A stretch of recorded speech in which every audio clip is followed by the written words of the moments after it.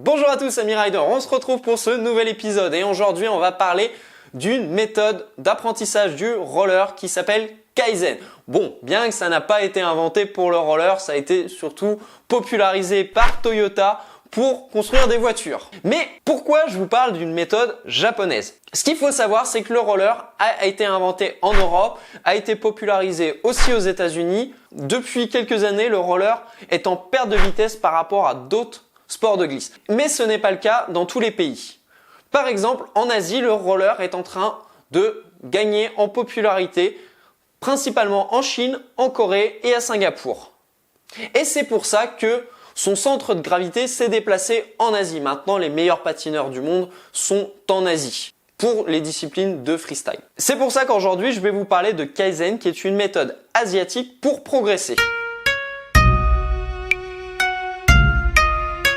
Kaizen, c'est quoi? C'est une philosophie. Kai veut dire changement, Zen veut dire bon ou meilleur. Donc changement meilleur ou changement bon en français littéral. Sauf que on traduit ça en français par méthode d'amélioration continue. C'était plus joli en japonais, c'est pour ça qu'on parle de Kaizen. Donc le principe de cette philosophie, c'est de s'améliorer, sauf que s'améliorer de façon continue par des petits pas. C'est vraiment quelque chose qui contraste avec notre logique occidentale qui est plus une logique réformatrice où on va faire des changements rapides sur un petit laps de temps, mais on va en faire beaucoup. En Asie, la différence, c'est qu'on va faire des petits changements, mais on va en faire souvent. Et moi, ça, c'est une logique que j'aime bien. C'est ce que je vous propose de faire pour le roller.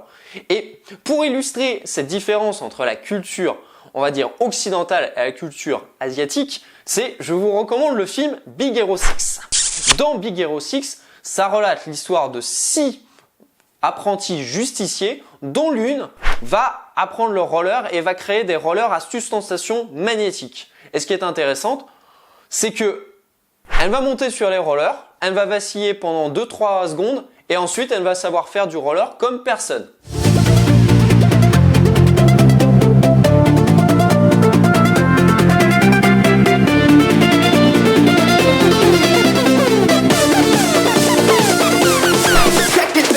Et ça, c'est vraiment caractéristique, on va dire, de la culture occidentale.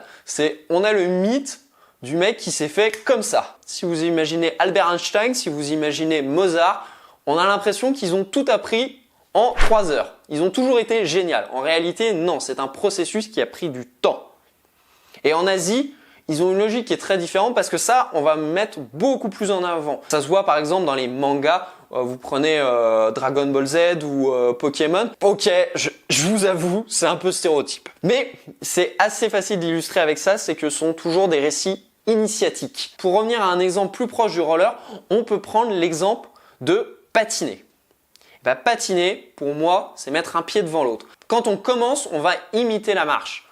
Ensuite, à force d'essayer, de tester, on va progressivement arriver au fameux pas du patineur que 80% des patineurs utilisent. Sauf que si vous poussez l'expérience encore plus loin et que vous continuez à essayer d'améliorer votre façon de patiner, vous allez arriver à ce qu'on appelle un double appui. Sauf qu'on n'arrive pas du jour au lendemain du pas du patineur au double appui. C'est une chose qui se fait lentement parce que le double appui est une méthode qui est exigeante, qui demande une position du corps très particulière, qui demande à positionner les pieds à des endroits bien précis et ça, vous ne pouvez le faire que progressivement. Vous ne pouvez pas vous dire en une semaine, je vais apprendre le double appui. On en reparlera dans une prochaine vidéo et je vous expliquerai comment on patine. Pour arriver au double appui, il faut améliorer l'efficacité de son mouvement. Et c'est tout l'intérêt de la méthode Kaizen, c'est que le but du jeu, c'est de réduire le gaspillage, on va dire, énergétique, les mouvements qui servent à rien, ou vraiment optimiser sa position. Et ça en vient à un autre exemple qui est très marqué chez la plupart des patineurs, que ce soit les débutants ou les gens qui ont un certain niveau, moi j'en fais aussi également partie, c'est le positionnement des mains et des bras. Oui, la plupart des patineurs vont agiter les bras dans tous les sens. Mais ce qu'il faut savoir, c'est que c'est pas forcément très utile. Dans 80% des cas, les bras ne servent pas à grand chose. Pour la petite anecdote, quand je m'entraîne avec des slalomers, ils m'ont surnommé Jack Sparrow. Pour une seule raison, c'est que j'ai un chapeau. Et quand je fais du slalom, j'ai une tendance à bouger les bras dans tous les sens. Et on me dit à chaque fois, ça ne sert à rien. Et c'est là que la méthode Kaizen devient utile.